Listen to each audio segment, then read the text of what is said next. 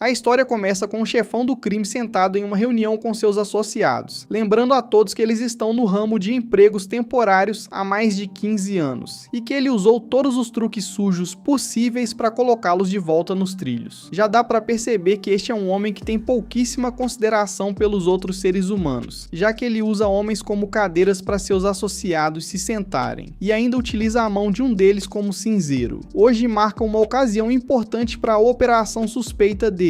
Então decidem comemorar. Uma taça de vinho é servida por um cara de óculos, e então passada por um provador dá o primeiro gole, e confirmar que não há veneno antes que o chefão beba. O provador toma um gole e dá o sinal verde, dizendo que a bebida está limpa. Com isso, o chefão serve um copo para si mesmo, e dá um gole. Mas quase imediatamente após esse único gole, ele começa a desabar, deixando claro que a bebida estava de fato envenenada. Os outros imediatamente agarram o provador, presumindo que ele é o responsável, mas na verdade foi obra do cara que serviu a bebida desde o início, Hikaru Jero. Com isso resolvido, Jero troca de volta para suas roupas normais e vai para casa, mas no caminho ele vê uma linda garota loira beijando um homem dentro do carro dele. Jero fica tão distraído observando os dois que acaba andando direto contra uma parede. Mais tarde naquela noite, depois que Jero chega em casa, ele se acomoda com um sorvete enquanto sua irmã mais nova, Akari, pergunta como ele conseguiu fazer o veneno passar pelo provador. Jero explica que tudo o que fez foi desenvolver lentamente uma imunidade no provador ao longo do tempo. Ele passou 3 meses adicionando discretamente pequenas doses de veneno na comida do provador, até que o corpo dele fosse capaz de suportar uma quantidade letal. Akari ouve isso e diz que deve ter dado um trabalho enorme, e Jero admite que realmente deu. Ninguém jamais esperaria que alguém fosse tão longe assim, e é exatamente por isso que eles conseguem continuar no ramo de assassinos de aluguel. Fora isso, Akari pergunta a Jero se ele já pensou em se casar, e Jero quase se engasga com o sorvete ao ouvir a pergunta. Jero sinceramente acredita que tem pouquíssimas chances de se casar algum dia, especialmente porque quase não tem contato com mulheres nesse tipo de trabalho. Ele se lembra de que a avó deles quer que um dos dois assuma como o novo líder do clã do veneno, e quando ele disse que não podia porque era solteiro, ela tratou de arranjar um casamento com uma completa desconhecida de uma família secundária, e quase o forçou a se casar na hora. Jero sabe que isso significa que se continuar solteiro, a linhagem dos mestres do veneno vai acabar com ele. Akari reconhece isso, acrescentando que também não é como se ela conseguisse imaginar garotas correndo atrás dele de qualquer forma. Jero então pega o celular e vê uma mensagem do mestre dos insetos, então sai para comer algo com ele. Eles conversam um pouco e Jero comenta que pretende passar o resto da vida solteiro, mas é aí que o mestre dos insetos menciona que na verdade está pensando em se casar em breve, com uma garota quieta e doce que conheceu há pouco tempo. Jero fica genuinamente surpreso, porque sempre imaginou que o mestre dos insetos acabaria envelhecendo sozinho. De qualquer forma, o mestre dos insetos faz questão de lembrar Jero de que, só porque ele vai se casar, isso não muda o fato de que eles continuam sendo bons amigos. Dito isso, o mestre dos insetos ativa suas pernas de inseto e começa a ir embora, mas Jero o chama de volta no último segundo, e diz que sempre viu o casamento como algo negativo, mas depois de ouvir ele falar sobre isso naquela noite, está começando a pensar que talvez não seja tão ruim assim. No dia seguinte, Jero vai para um novo trabalho, e no caminho, o homem que o contratou começa a falar sobre as garotas que trabalham no escritório dele, mas Jero simplesmente ignora, e diz para ele focar no que vieram fazer. Em seguida, o homem apresenta a Jero o próximo alvo da lista que precisa ser eliminado, uma mulher chamada Mei, uma golpista de casamentos de coração frio que tem causado muitos problemas. Ele pede para Jero cuidar dela. Jero não perde tempo e injeta nela um soro, dizendo que ela está prestes a sofrer uma severa paralisia nervosa que vai subir em direção ao cérebro. Ele diz que em questão de segundos, ela vai sentir uma dor agonizante, como se estivesse sendo rasgada por dentro. Mas em vez de se assustar, Mei começa a flertar com Jero. Jero não cai na provocação, e acha que isso não passa de uma última tentativa desesperada de se salvar. Mei admite que enganou pessoas, mas explica que fez isso principalmente para pagar o tratamento do irmão mais novo, que está muito doente. Ela diz que aproveitou todas as oportunidades que encontrou, e aceitou trabalhos que nunca poderia contar a ninguém, mas mesmo assim nunca foi suficiente. Ela cospe um pouco de sangue enquanto o veneno começa a fazer efeito, e acrescenta que, se vai morrer com alguém que se parece exatamente com o homem que ama ao lado dela, então isso já é bom o suficiente. Ela encara Jero nos olhos e pede que, pelo menos, ele diga o nome dele antes que tudo acabe. Jero sente um leve calor subir ao rosto enquanto responde em voz baixa. Enquanto isso, o homem observa Jero trabalhando por uma tela, e as garotas todas ao redor começam a se perguntar por que ele está demorando tanto, questionando se ele é realmente tão bom quanto dizem. Mas o homem apenas manda que relaxem, porque ele vem da família Gero, um dos nomes mais antigos e respeitados no ramo de assassinatos. Então não tem dúvidas de que ele vai concluir o trabalho. De volta com Gero, ele começa a se perguntar seriamente se May realmente tem sentimentos por ele. Mas é nesse momento que a Kari liga e diz que está voltando para a casa principal, porque decidiu ajudar a produzir o próximo herdeiro da família Gero e o novo mestre do veneno. Um dos membros da família secundária também está procurando uma parceira, então ela decidiu simplesmente se casar com ele. Gero a interrompe e diz que ela não precisa ir tão longe, mas a Kari lembra que a avó deles está completamente séria sobre ter um herdeiro, e até disse que se a Kari se recusar, vai tirar a liberdade dela e forçar a situação. Por isso, a Kari prefere fazer as coisas do seu próprio jeito e nos próprios termos. Gero pergunta o que vai acontecer com a namorada dela, e a Kari simplesmente diz que vai ter que terminar com ela. Gero pede para ela esperar e não fazer nada ainda. Ele volta até May e pede ela em casamento, e explica que para se tornar o líder do clã do veneno, ele precisa estar casado, e como ela pelo menos tem sentimentos por ele, ele quer que seja com ela. Ele também menciona que poderia ajudar com a doença do irmão dela. May olha para ele com uma expressão brilhante, que por um momento faz Gero sorrir, mas então seu rosto fica completamente frio enquanto ela diz que não há a menor chance de aceitar isso. Ela explica que já sabia que ia morrer de qualquer forma, então só quis tentar algo pela última vez por diversão e agora pode partir em paz. Ela então diz que as outras pessoas se apaixonam e se casam porque realmente combinam entre si, mas no caso dele, ele nunca vai ser um bom par para alguém que ele pode acabar matando a qualquer momento sem pensar duas vezes. Ela diz a ele que se algum dia quiser ser um bom par para alguém, precisa começar sendo honesto sobre o que realmente sente, porque um casamento construído apenas por herança nunca vai durar. Gero ouve isso e finalmente se abre. Ele diz que mesmo sendo um assassino de sangue frio, ainda quer uma vida tranquila ao lado de alguém que ame. Ele quer alguém que o ame pelo que ele é e que realmente se importe com seus sentimentos, mas acredita que isso nunca vai acontecer, porque nunca frequentou uma escola normal e nunca teve a chance de conhecer garotas. Ele viveu a vida inteira como um mestre do veneno e foi treinado para nunca abrir o coração para ninguém. May começa a rir ao ouvir isso, porque ele acabou de compartilhar seus sentimentos com ela mesmo tendo acabado de se conhecerem. Ela diz que não é tão difícil quanto ele pensa. Tudo o que ele precisa fazer é conhecer diferentes tipos de pessoas e mais cedo ou mais tarde vai encontrar a pessoa certa. Então ela diz para ele simplesmente terminar o trabalho. Enquanto fala isso, começa a chorar, percebendo que as contas médicas do irmão mais novo nunca mais serão pagas. De repente, o contratante chega com seu grupo e diz para Gero parar de perder tempo e matar May de uma vez, mas Gero se recusa. Ele diz que não vai matá-la porque precisa dela. Ele acredita que May deve ser habilidosa em unir pessoas, já que foi escolhida para se casar dentro do grupo deles. Então quer contratá-la para isso. Ele promete que fará tudo o que puder para manter ela e seu irmão mais novo vivos, e em troca quer que ela o ajude a encontrar alguém para se casar. May fica surpresa e um pouco animada ao ouvir isso, porque ninguém nunca disse algo assim para ela antes, mas uma bala de repente passa raspando pelo rosto dela. O contratante diz que está decepcionado com Gero e que agora não tem escolha a não ser matá-lo. Ele acrescenta que matar o herdeiro do mestre do veneno vai colocá-los no topo do ramo. Gero diz que o contratante e seu grupo arruinam a vida das pessoas ao roubar empregos de gente comum e depois chantageá-las com o que descobrem. Gero explica que só mata pessoas ruins sem sentir culpa, então isso significa que todos eles se enquadram nisso. Gero então injeta em si mesmo um de seus soros, e o efeito atinge seu corpo imediatamente. Seus olhos ficam verdes e ele coloca uma máscara de gás. O contratante e seu grupo começam a atirar sem parar, mas quando os tiros cessam, tanto Gero quanto May desapareceram. O contratante olha para cima e os vê no teto, mas já é tarde demais. No instante seguinte, todos os seus homens estão no chão, fracos e incapazes de se levantar, porque Gero os envenenou. May fica chocada ao ver o quão habilidoso Gero realmente é, porque pensou que ele estava apenas falando antes. Gero diz a ela que só usou seu veneno 300 tormentos do inferno, então eles não vão morrer, mas a dor e o medo devem ser suficientes para impedi-los de fazer esse tipo de trabalho novamente. Depois disso, Gero liga para Kari e diz para ela não terminar com a namorada, porque ele vai se casar e assumir como o novo chefe do clã do veneno. A Kari fica feliz ao ouvir isso. Nesse momento, o contratante tenta fugir. No entanto, ele corre direto contra um espelho unidirecional e fica preso. Gero então lança uma agulha envenenada nas costas dele, causando o mesmo efeito dos outros e impedindo que ele escape. Depois disso, eles saem do prédio e se preparam para entrar em um táxi. May ainda não consegue se mover porque está na cadeira, então pede para Gero carregá-lo. Gero entra em pânico imediatamente, porque nunca tocou em uma garota fora do trabalho. Mei manda ele relaxar e então revela que na verdade é um homem. Isso choca Jero e o deixa sem palavras. Eles vão para um hotel, onde Jero confirma que Mei é realmente um homem. Ele pergunta por que Mei usa roupas femininas. Mei explica que se veste como mulher quando engana homens, e como homem quando engana mulheres. Ele diz que é mais divertido jogar dos dois lados. Mei então promete a Jero que, quando terminar de ajudá-lo, ele será capaz de atrair tanto homens quanto mulheres. Mei diz a Jero que já o inscreveu em um evento de encontros e pede para ele preencher seus dados. No dia seguinte, eles vão ao evento e percebem que há muito mais homens do que mulheres. Para resolver isso, Mei se veste como mulher e chama a atenção de vários homens, o que reduz o número de rivais que Jero precisa enfrentar. Jero aprende que a primeira impressão é muito importante, então Mei decide que eles precisam encontrar o charme natural dele e destacá-lo. Quando Jero conversa com a primeira garota, ele imediatamente diz que ganha milhões de dólares por ano. Isso faz com que ela perca o interesse e o rejeite. Quando ele conta a Mei o que aconteceu, Mei não se surpreende. Ele explica que começar falando de dinheiro só faz com que ele pareça arrogante. Mei diz pra Jero sorrir mais na próxima vez. Quando Jero tenta isso com outro grupo de garotas, seu sorriso parece forçado e desconfortável, e todas o rejeitam. No fim do dia, Jero fica frustrado, porque tudo saiu pior do que ele esperava. Mei então mostra a Jero um aplicativo de encontros, no qual inscreveu e diz que ele já tem um encontro marcado. Mais tarde, durante o encontro, Jero tem dificuldade para comer, porque foi treinado como mestre do veneno, a nunca comer comida que não foi preparada por ele mesmo. Quando finalmente cria coragem para dar uma mordida, seu encontro já foi embora. Depois de tudo isso, eles decidem parar por aquele dia e tentar novamente no dia seguinte. Quando Mei se vira para ir para casa, um jeep passa de repente e alguém o puxa para dentro antes de acelerar. Jero vê isso e corre atrás do carro, mas não consegue alcançá-lo. Dentro do carro, o homem pergunta a Mei o que ele fez com seu irmão mais velho, o contratante de antes, e por que ele de repente deixou os serviços de limpeza da família. Mei diz que não sabe de nada, mas o homem não acredita. Ele dispara um projétil de chumbo pela boca, que acerta o rosto de Mei e causa dor. Mesmo assim, Mei continua negando qualquer envolvimento. O homem se prepara para atirar novamente. Nesse momento, o motorista vê Jero parado no meio da estrada. Eles decidem não parar e tentam atropelá-lo. Instantes antes do carro atingi-lo, Jero salta por cima e atinge o veículo com um veneno térmico especial. O ataque é forte o suficiente para dividir o carro em movimento em duas partes. Jero persegue o carro destruído e consegue alcançá-lo. Quando o lado onde Mei está começa a cair de uma ponte, Jero chega a tempo e o puxa para a segurança, enquanto os outros caem na água abaixo. Enquanto segura Mei, Jero devolve o celular que ele havia deixado cair antes e agradece pelo dia. Ele diz que graças a Mei conseguiu conhecer muitas garotas em um único dia. Ele admite que não é bom nisso, mas ainda assim quer a ajuda de Mei. Mei percebe que Jero não conseguiu nenhum único contato no evento, então pede o número dele. Mei se torna o primeiro amigo de verdade de Jero, mesmo que ele duvide que vai fazer muitos outros. Enquanto caminham juntos, Mei olha para Jero e se sente atraído por ele. Nesse momento ele entende que esse é o verdadeiro charme de Jero. No dia seguinte, Mei mostra um folheto para Jero e diz para ele encontrá-la na tarde seguinte na Galeria de Arte Oceânica Avocado. Jero não faz absolutamente nenhuma ideia de como uma galeria de arte em um navio de cruzeiro tem qualquer relação com ajudá-lo a se encontrar seu charme, mas Mei apenas diz para ele confiar no processo e seguir com isso. Então no dia seguinte, Mei se encontra com Jero na entrada do navio de cruzeiro e Jero fica genuinamente impressionado com o quão linda ela está. Pouco depois os dois entram na galeria de arte e Jero é imediatamente pego de surpresa por quão deslumbrante é o cenário lá dentro, embora ainda não consiga entender por que Mei o trouxe justamente para aquele lugar. Mei então explica que hoje vai servir como um ensaio de como um primeiro encontro realmente deve parecer e se sentir, com ela fazendo o papel do par dele. Ela aponta que mesmo que Jero conseguisse de alguma forma pegar o número de uma garota e marcar um encontro de verdade, a forma como ele se comporta agora faria tudo dar muito errado. Então ela acha muito melhor ele ir já tendo praticado e se preparado direito. O encontro de mentirinha começa, e Mei passa a descontar pontos de Jero toda vez que ele parece rígido demais ou estranho demais na maneira como age. Mas então, depois de um tempo andando por ali, Jero para no meio do caminho quando vê um kit de doces D e Y de 40 anos em exibição, avaliado em mais de 30 milhões de ienes. Algo nisso faz Jero começar a falar naturalmente e com uma personalidade genuína, e ele acaba tendo uma conversa surpreendentemente extremamente cativante com Mei sobre o kit de doces sem nem tentar. Mei fica impressionada o suficiente para dar a ele 30 pontos de bônus na hora, e pela primeira vez ela sente uma verdadeira esperança sobre do que ele pode ser capaz. Um pouco mais tarde, Mei chama a atenção de Gero para um homem de aparência estranha sentado no chão ali perto, mexendo inquieto sozinho, e pergunta o que ele acha dele. O primeiro instinto de Gero é pensar que o homem deve ser sem teto, ou está lidando com algum tipo de problema de saúde mental. Mas então um grupo de turistas de repente o reconhece e imediatamente se junta ao redor dele com entusiasmo. Mei explica que o homem não é ninguém menos que o Sr. Shiratori, um dos pintores jovens mais celebrados e conhecidos de todo o país. Ela o usa como um exemplo vivo para mostrar a Gero que as pessoas geralmente são atraídas por outras por causa de seus talentos e dons únicos. O Sr. Shiratori pode parecer e agir de uma forma completamente estranha para um desconhecido, mas seus fãs não o quereriam de outro jeito, porque ele já conquistou todos eles completamente por meio de sua habilidade extraordinária. Gero leva isso em consideração, mas diz a ela que não acha que tenha algo assim a seu favor. Mei diz que ele está enganado quanto a isso. Ela menciona o que aconteceu antes com o contato, quando ele acabou com uma sala inteira cheia de homens perigosos e atirou de lá sozinho. Ela diz que não tem absolutamente nenhuma dúvida de que algo assim é uma parte genuína do charme dele. Dito isso, ela diz para ele esquecer aplicativos de namoro e festas de matchmaking, porque acredita que a melhor forma de ele encontrar uma parceira é ajudando as pessoas. Ela sugere coisas como resgatar reféns, proteger pessoas importantes e deixar as garotas perceberem ele enquanto faz um bom trabalho. Gero fica surpreso com essa ideia, porque ele é um mestre dos venenos e seu trabalho habitual é assassinar pessoas. No entanto, Mei explica que não existe nenhuma regra que diga que ele também não pode ajudar os outros. Ao ouvir isso, Gero começa a pensar seriamente sobre o assunto. Mais tarde naquela noite, os guardas percebem que uma peça valiosa de arte está desaparecida. Eles rapidamente assumem que Himekawa é a responsável. Os guardas informam o piloto do navio, e ele começa a verificar se há barcos próximos que possam ter saído do cruzeiro. Quando não encontram nada, eles concluem que Himekawa ainda deve estar em algum lugar a bordo. O que eles não percebem é que Himekawa já está muito abaixo do nível do mar, se movendo em direção à terra com seu tubarão, Chomsky. Ela chega perto da costa e vê seus companheiros acenando para ela, então acredita que conseguiu escapar em segurança. De repente, um redemoinho se forma e puxa seus companheiros para dentro, pegando-a de surpresa. E então uma pessoa de terno branco salta em direção a ela. Ao mesmo tempo, Gero e Mei estão em um buffet. Gero agora está pensando seriamente na ideia de salvar pessoas. Então pergunta a Mei onde pode encontrar trabalhos desse tipo. Mei mostra a ele um site chamado Dark Nav,